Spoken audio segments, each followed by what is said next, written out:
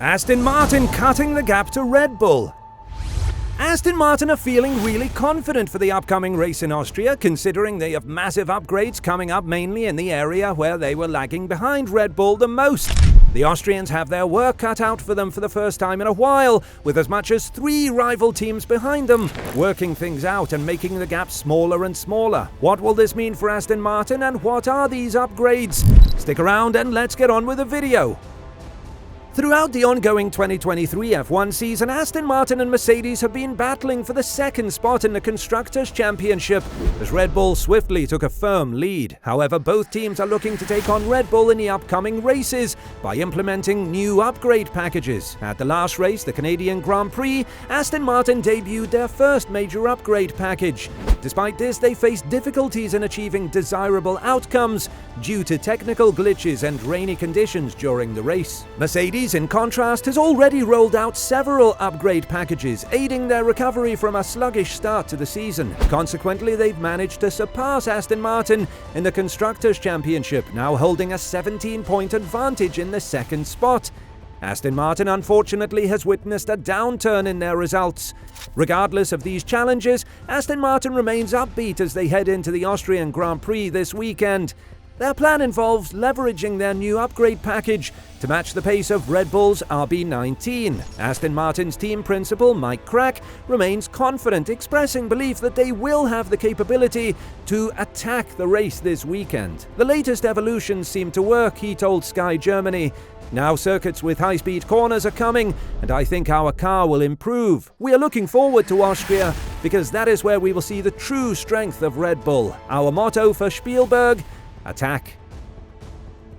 That upgrade package is proving to be significant, as earlier this month, during the Canadian Grand Prix, Aston Martin unveiled an important upgrade that brought significant alterations to the side pod and floor of the car. This revamp proved beneficial for Fernando Alonso, who climbed up to the second position, demonstrating a significant turnaround from a tough Spanish Grand Prix. This performance was at the low downforce circuit Gilles Villeneuve, a circuit particularly favorable to the AMR 23. The key goal behind this update was to enhance efficiency, recognizing the importance of closing the gap to Red Bull's considerable DRS advantage, a goal that the Silverstone-based team is committed to reaching. Tim McCulloch, Aston Martin's performance director, was questioned if the aim of the Montreal update was to work towards a more efficient DRS system. He confirmed that it indeed was a point of emphasis for them, and it's something they're constantly striving to improve with each car upgrade they introduce.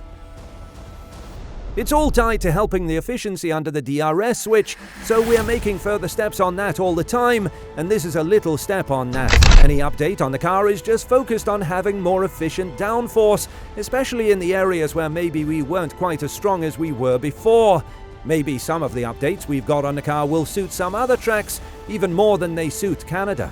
Krack thinks that Aston Martin still has considerable potential to optimize from its current specifications as it gets onto the Red Bull Ring, a circuit that incorporates a range of low, medium and high-speed corners. The performance of the AMR 23 demonstrates that a successful development path can and should create a snowball effect.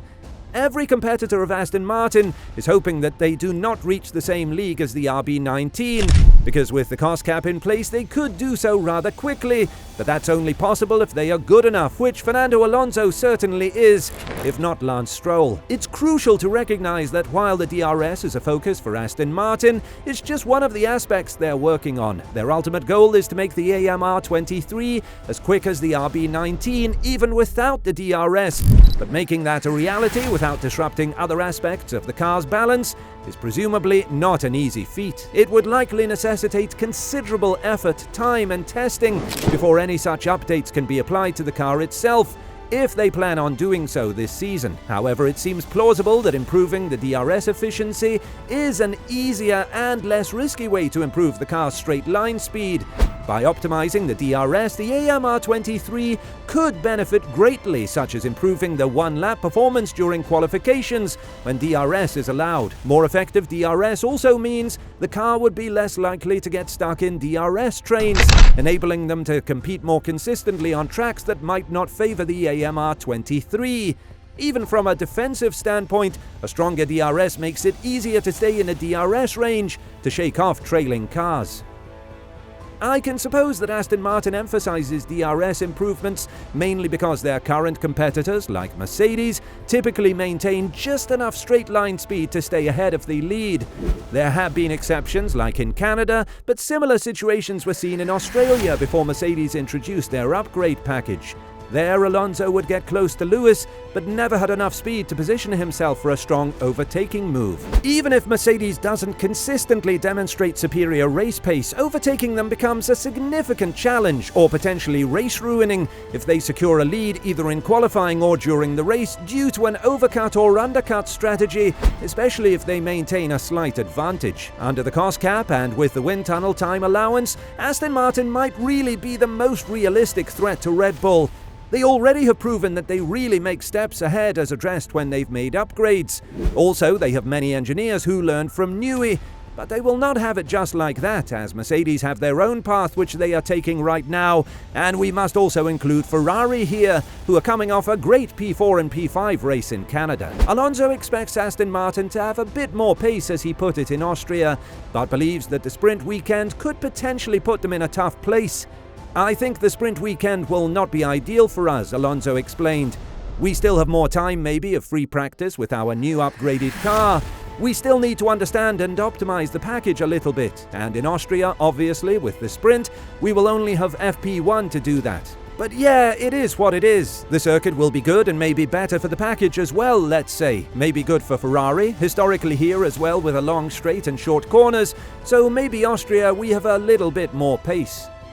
This weekend's Austrian Grand Prix promises to be an exciting affair, with Aston Martin primed for a highly competitive outing. The team's recent modifications and strategic revisions have set them on a trajectory that could potentially disrupt the status quo in the 2023 F1 season. With the AMR23, Aston Martin has demonstrated a commitment to innovation and adaptation that bolsters their competitiveness, even in the face of strong opposition like Mercedes and Ferrari. Fernando Alonso is expected to finish in the top 5 because his ability to exploit the strengths of the AMR23, combined with his deft navigation of the competitive landscape, set the stage for a compelling performance at the Austrian Grand Prix.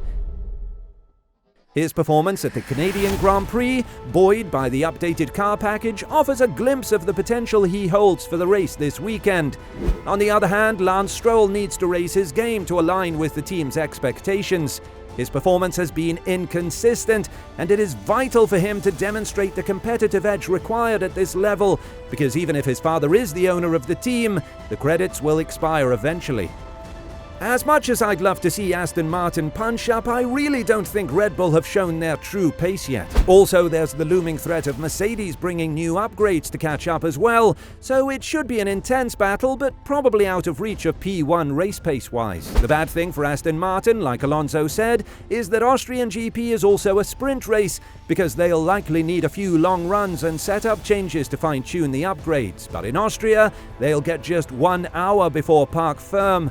However, this does bode well for the team, as they've said they have another upgrade coming for before the summer break too, so it remains to be seen whether they can really challenge Red Bull for a victory. What do you think? Can Aston Martin beat Red Bull in a straight battle?